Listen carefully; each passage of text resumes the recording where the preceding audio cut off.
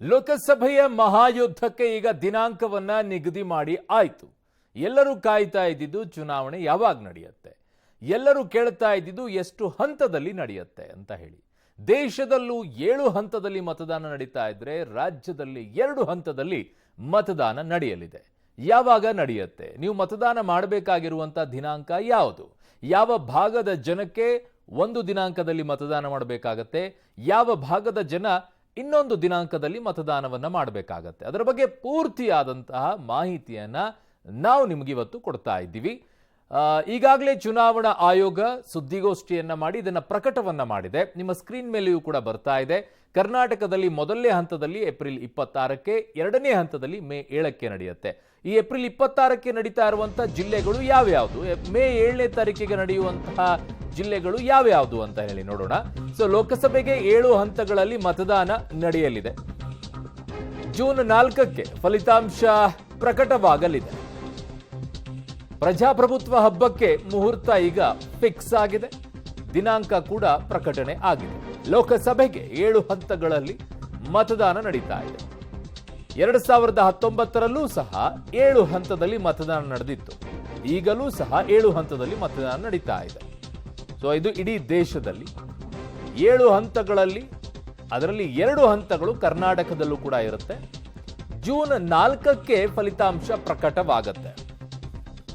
So June 16ಕ್ಕೆ 17ನೇ ಲೋಕಸಭೆ ಅವಧಿ ಮುಕ್ತಾಯವಾಗ್ತಾ ಇರೋದ್ರಿಂದ June 16ಕ್ಕೆ 17ನೆಯ ಲೋಕಸಭೆ ಮುಕ್ತಾಯವಾಗ್ತಾ ಇರೋದ್ರಿಂದ ಅಷ್ಟರೊಳಗೆ ಹೊಸ ಸರ್ಕಾರ ಬರಬೇಕಾಗತ್ತೆ. ಆ ನಿಟ್ಟಿನಲ್ಲಿ ಈಗ ಜೂನ್ 16ರೊಳಗೆ ಆಗಬೇಕಾಗಿರೋದ್ರಿಂದ ಜೂನ್ 4ನೇ ತಾರೀಕಿಗೆ ಫಲಿತಾಂಶವನ್ನ ಇಟ್ಟಿದ್ದಾರೆ.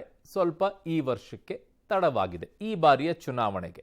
18ನೆಯ ಲೋಕಸಭೆಗೆ ಚುನಾವಣೆ ನಡೀತಾ ಇರೋದಿದು.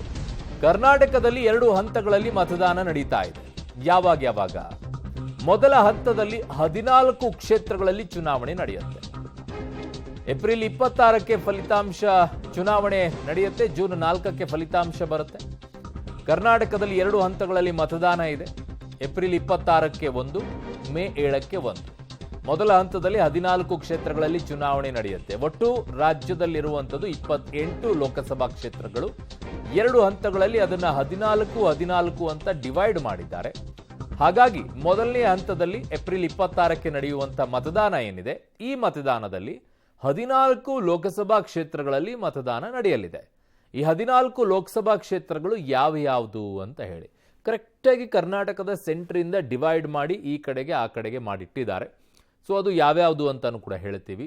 ನೀವು ಏಪ್ರಿಲ್ 26ಕ್ಕೆ ಸಜ್ಜಾಗಬೇಕಾಗಿರುವಂಥ ಮತದಾನಕ್ಕೆ ಯಾವ್ಯಾವ ಲೋಕಸಭಾ ಕ್ಷೇತ್ರದಲ್ಲಿರುವಂಥ ಮತದಾರ ಸಜ್ಜಾಗಬೇಕು, ಮೇ 7ನೇ ತಾರೀಕಿಗೆ ಯಾರಿಗೆಲ್ಲ ಸಜ್ಜಾಗಕ್ಕೆ ಅವಕಾಶ ಇದೆ ಅಂತ ಹೇಳಿ.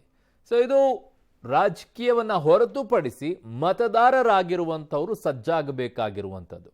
ರಾಜಕಾರಣಿಗಳು ಅವರವ್ರ ಪಾಡಿಗೆ ಚುನಾವಣಾ ಪ್ರಚಾರವನ್ನ ಮಾಡ್ತಾರೆ, ಅವರವರ ಹೇಳಿಕೆಗಳು ಬರುತ್ತೆ, ಆಕ್ರೋಶಗಳಿರುತ್ತೆ, ಎಲ್ಲವೂ ಕೂಡ ಇರುತ್ತೆ. ಬಟ್ ಈಗ ದಿನಾಂಕ ಪ್ರಕಟವಾಗಿದೆ, ಅದಕ್ಕೆ ಸಜ್ಜಾಗಬೇಕು ಮತದಾರರು.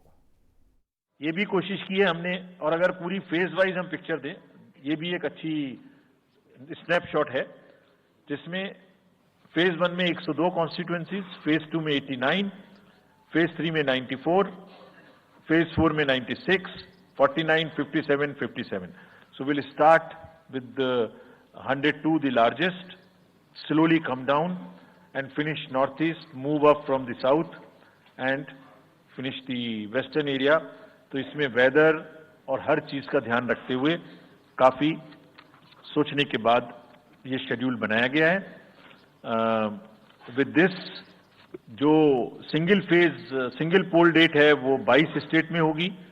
2 राज्य 4 बार में जाएंगे, कर्नाटका, राजस्थान, त्रिपुरा, मणिपुर. 3 फेज में